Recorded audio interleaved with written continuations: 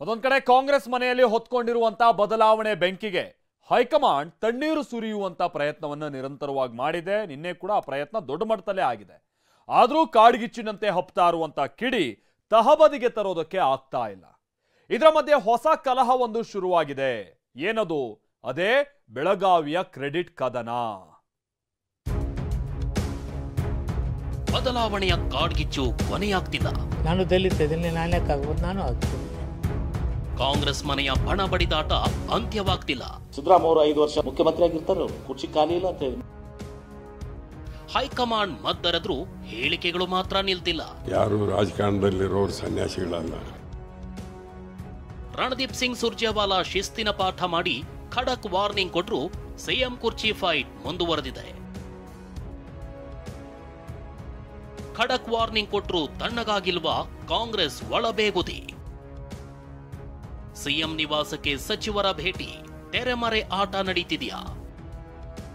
Dinner, ದೇವರ ದರ್ಶನ, ಶಾಸಕಾಂಗ ಸಭೆ, ಸಿಎಂ ಬದಲಾವಣೆ ಬಗ್ಗೆ ನಾಯಕರ ಹೇಳಿಕೆಗಳ ಬೆನ್ನಲ್ಲೇ ಇವತ್ತು ಸಿಎಂ ಸಿದ್ದರಾಮಯ್ಯ ದೆಹಲಿ ಪ್ರವಾಸ ಕೈಗೊಂಡಿದ್ದಾರೆ. ಸಿಎಂ ದೆಹಲಿಗೆ ತೆರಳೋ ಮುನ್ನವೇ ಇವತ್ತು 3 ಸಚಿವರು ಸಿದ್ದರಾಮಯ್ಯ ಸರ್ಕಾರಿ ನಿವಾಸದಲ್ಲಿ ಭೇಟಿಯಾಗಿದ್ರು. ಸಚಿವರಾದ ಭೈರತಿ ಸುರೇಶ್, ಸತೀಶ್ ಜಾರಕಿಹೊಳಿ, ಎಂಬಿ ಪಾಟೀಲ್ ಆಗಮಿಸಿ ಚರ್ಚೆ ನಡೆಸಿದ್ರು. ದೆಹಲಿಗೆ ತೆರಳೋ ಮುನ್ನ ಸಚಿವರ ಜೊತೆ 1.25 ಗಂಟೆ ಚರ್ಚೆ ನಡೆಸಿರೋದು ತೀವ್ರ ಕುತೂಹಲ ಮೂಡಿಸಿತು. ಬಳಿಕ ಮಾತನಾಡಿದ ಎಂಬಿ ಪಾಟೀಲ್, ಸಿಎಂ ಕುರ್ಚಿ ಖಾಲಿ ಇಲ್ಲ, ಯಾವುದೇ ಗೊಂದಲ ಇಲ್ಲ ಅಂದ್ರು. ಅಂಥದ್ದು ಯಾವುದೂ ಕೂಡ ನಮ್ಮಲ್ಲಿ ಯಾವುದೂ ಅಸಮಾಧಾನ ಇಲ್ಲ. ಸಿದ್ದರಾಮಯ್ಯನವರು, DK ಶಿವಕುಮಾರ್ ಅವರು, ಸತೀಶ್ ಜಾರಕಿಹೊಳಿ ಅವರು, ಪರಮೇಶ್ವರ್ ಅವರು, ರಾಜಣ್ಣ ಅವರು, MB ಪಾಟೀಲ್ ಅವರು ಎಲ್ಲರೂ ಇವತ್ತು ಸಹ ಒಂದಾಗಿದ್ದೀವಿ. ಪಕ್ಷವನ್ನ ಇವತ್ತು ಸಹ ಬೆಳೆಸಲಿಕ್ಕೆ ಪ್ರಯತ್ನವನ್ನು ಮಾಡ್ತೀವಿ. ಸಿದ್ದರಾಮಯ್ಯ 5 ವರ್ಷ ಮುಖ್ಯಮಂತ್ರಿ ಆಗಿರ್ತಾರಂತ ನಾನು ಹೇಳ್ಬೇಕು. ಏನ್ ಹೇಳ್ಬೇಕು? ಮುಖ್ಯಮಂತ್ರಿ ಆಗಿರ್ತಾರೆ, ಕುರ್ಚಿ ಖಾಲಿ ಇಲ್ಲ ಅಂತ ಹೇಳಿ. ಮುಖ್ಯಮಂತ್ರಿ ಬದಲಾವಣೆ ಇಲ್ಲ, ಸುರ್ಜೇವಾಲಾ ಖಡಕ್ ಸಂದೇಶ. ಎಚ್ಚರಿಕೆ ಬಳಿಕವೂ ನಿಲ್ಲದ ಬದಲಾವಣೆ ಮಾತು, ದಲಿತ ಸಿಎಂ ಕೂಗು. ರಾಜ್ಯ ಕಾಂಗ್ರೆಸ್ ಉಸ್ತುವಾರಿ ರಣದೀಪ್ ಸಿಂಗ್ ಸುರ್ಜೇವಾಲಾ ನಿನ್ನೆ ನಡೆದ ಕಾಂಗ್ರೆಸ್ ಶಾಸಕಾಂಗ ಸಭೆಯಲ್ಲಿ ಖಡಕ್ ಸೂಚನೆ ಕೊಟ್ಟಿದ್ರು.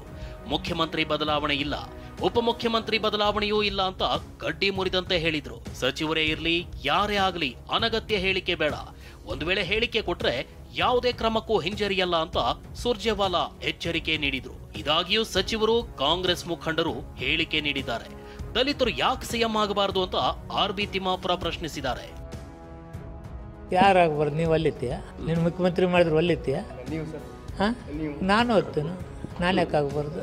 ಅದು ಆ ಸಶಕ್ತ ಅದನ್ನೋ ಇಲ್ಲೋ, ಶಿಲ್ಪಿಯಲ್ಲಿ ನಾನು ಕಳಿಸ್ತಾರೋ ಇಲ್ಲೋ, ಹೈಕಮಾಂಡ್ ನಾನು ಒಪ್ತಾರೋ ಇಲ್ಲೋ, ಇವೆಲ್ಲವೂ ಇರ್ತವೆ. ನಾನು ಮಾಡ್ತೀನಂತ ಹೈಕಮಾಂಡ್ ಶಿಲ್ಪಿಗಾದ್ರೆ ನಾನೇ ಆಗ್ತೀನಿ. ನಾನು ದಲಿತ ಇದ್ದೀನಿ, ನಾನ್ಯಾಕಾಗ್ಬಾರ್ದು, ನಾನು ಆಗ್ತೀನಿ. ಪ್ರತಿಯೊಬ್ಬ ಶಾಸಕರಿಗೂ ನಾನು ಮಂತ್ರಿ ಸ್ಥಾನ ಪಡಿಬೇಕನ್ನುವಂಥ ಆಸೆ ಇದೆ. ಯಾರು ರಾಜಕಾರಣದಲ್ಲಿರೋರು ಸನ್ಯಾಸಿಗಳಲ್ಲ. ಅವಕಾಶ ದೊರೀಲಾರ್ದವರು ನಮಗೊಂದು ಅವಕಾಶ ಮಾಡಿಕೊಡ್ರಿ ಅಂತ ಸಹಜವಾಗಿ ಕೇಳ್ಬೋದು. ಶೋಷಿತ ವರ್ಗದವರು ನಾವು ಯಾಕೊಮ್ಮೆ ಮುಖ್ಯಮಂತ್ರಿ ಆಗಬಾರ್ದು ಅಂತೇಳಿ ಸಹಜ ಇದೆ. ಉತ್ತರ ಕರ್ನಾಟಕಕ್ಕೆ ರಾಜಕೀಯದಲ್ಲಿ ಸೂಕ್ತವಾದಂಥ ಪ್ರಾತಿನಿಧ್ಯ ಸಿಗಬೇಕು. ಯಾಕಂದರೆ ಉತ್ತರ ಕರ್ನಾಟಕ ಎಲ್ಲ ದೃಷ್ಟಿಯಿಂದ ಇವತ್ತು ಮಲ್ತಾಯಿ ಧೋರಣೆಗೆ ಒಳಗಾಗಿದೆ. ಇನ್ನು ಮತ್ತೊಂದು ಟೀಮ್ ದಲಿತ ಸಭೆಗೆ ಸಜ್ಜಾಗಿದೆ. ನಿನ್ನೆಯೂ ಸುರ್ಜೇವಾಲಾ ಜೊತೆ ಚರ್ಚಿಸಲು ಪ್ಲಾನ್ ಮಾಡಿಕೊಂಡಿತ್ತು. ಆದರೆ ದಲಿತ ಸಮುದಾಯದ ಸಭೆ ಬಗ್ಗೆ ಚರ್ಚೆ ಮಾಡಿಲ್ಲ ಅಂತ ಪರಮೇಶ್ವರ್ ಹೇಳಿದ್ದಾರೆ. ಇಲ್ಲ, ನಾನು ಮಾತಾಡೋಕ್ಕಾಗಿಲ್ಲ, ಇನ್ನು ಮಾತಾಡ್ತೀನಿ. ಅಲ್ಲ, ನಾನು ಹೇಳಿದ್ದೀನಲ್ಲ, ಅವರಿಗೆ ಕೇಳ್ತೀವಿ, ಅವರಿಗೆ ವಿವರಣೆ ಕೊಡ್ತೀವಿ.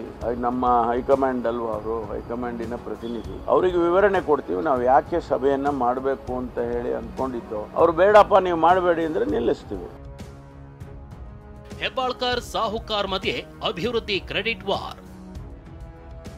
ಇನ್ನು ನಿನ್ನೆಯ ಶಾಸಕಾಂಗ ಸಭೆಯಲ್ಲಿ ಸುರ್ಜೇವಾಲಾ ಎದುರೇ ಲಕ್ಷ್ಮೀ ಹೆಬ್ಬಾಳ್ಕರ್ ಮತ್ತು ಸತೀಶ್ ಜಾರಕಿಹೊಳಿ ನಡುವೆ ಕ್ರೆಡಿಟ್ ವಾರ್ ನಡೆದಿದ್ದು ಹೊಸ ಕಲಹ ಶುರುವಾಗಿದೆ. ಹೆಬ್ಬಾಳ್ಕರ್ ಸಚಿವೆ ಆದ್ಮೇಲೆ DCC ಕಚೇರಿ ಕಟ್ಟಡ ನಿರ್ಮಾಣ ಆಯಿತು ಅಂದ DK ಮಾತಿಗೆ ಸತೀಶ್ ಜಾರಕಿಹೊಳಿ ಸಿಟ್ಟಾಗಿದ್ರಂತೆ. DCC ಕಚೇರಿ ಕಟ್ಟಡಕ್ಕೆ ಜಾಗ ಕೊಟ್ಟಿದ್ದು ರಮೇಶ್ ಜಾರಕಿಹೊಳಿ, 3 ಕೋಟಿ ಕೊಟ್ಟಿದ್ದು ನಾನು ಅಂತ ಸತೀಶ್ ಸಿಡಿಮಿಡಿಗೊಂಡ್ರಂತೆ. ಬೆಳಗಾವಿ ಜಗಳದಿಂದಲೇ ಸರ್ಕಾರ ಸರ್ವನಾಶವಾಗುತ್ತೆಂದ ಅಶೋಕ್. ಕಾಂಗ್ರೆಸ್ ಮನೆಯ ಜಗಳ ನೋಡ್ತಿರೋ ಬಿಜೆಪಿ ನಾಯಕರು ಮುಸಿ ಮುಸಿ ನಗ್ತಿದ್ದಾರೆ. ಬೆಳಗಾವಿ ಜಗಳದಿಂದಲೇ ಸರ್ಕಾರ ಸರ್ವನಾಶವಾಗುತ್ತೆ ಅಂದಿರೋ ಅಶೋಕ್ ಸಿಎಂ ಕುರ್ಚಿ ಕಾಲನ್ನ ಮುರಿಬೇಡಿ ಅಂತ ವ್ಯಂಗ್ಯವಾಡಿದ್ದಾರೆ. ಹಿಂದೆನೂ ಕೂಡ ಬೆಳಗಾವಿಯಲ್ಲೇ ಬೆಳಗಾವಿ ಇಂದನೇ ಶುರುವಾಗಿದ್ದು. ಮೈತ್ರಿ ಸರ್ಕಾರ, ಕುಮಾರಸ್ವಾಮಿ ಅವರ ಸರ್ಕಾರ ಬಿದ್ದಿದ್ದು ಬೆಳಗಾವಿಯಿಂದನೇ.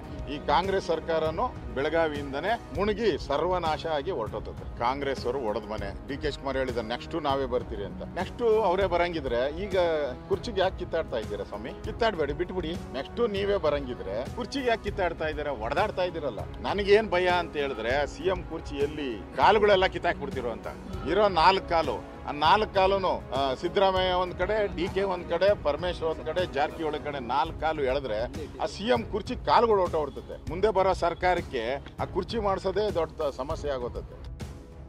ಸಿಎಂ ತ್ಯಾಗದ ಮಾತು, ಸಚಿವರ ಸಿಎಂ ಬದಲಾವಣೆ ಬಗೆಗಿನ ಹೇಳಿಕೆ ಕಾಂಗ್ರೆಸ್ನಲ್ಲಾಗ್ತಿರೋ ಬೆಳವಣಿಗೆಯನ್ನ ಸಾರಿ ಸಾರಿ ಹೇಳ್ತಿವೆ. ಬಿಜೆಪಿ ಕೂಡ ಹತ್ತಿರದಿಂದಲೇ ಕಾಂಗ್ರೆಸ್ ಬೆಳವಣಿಗೆ ಮೇಲೆ ಕಣ್ಣಿಟ್ಟಿದೆ. Bureau report, TV9.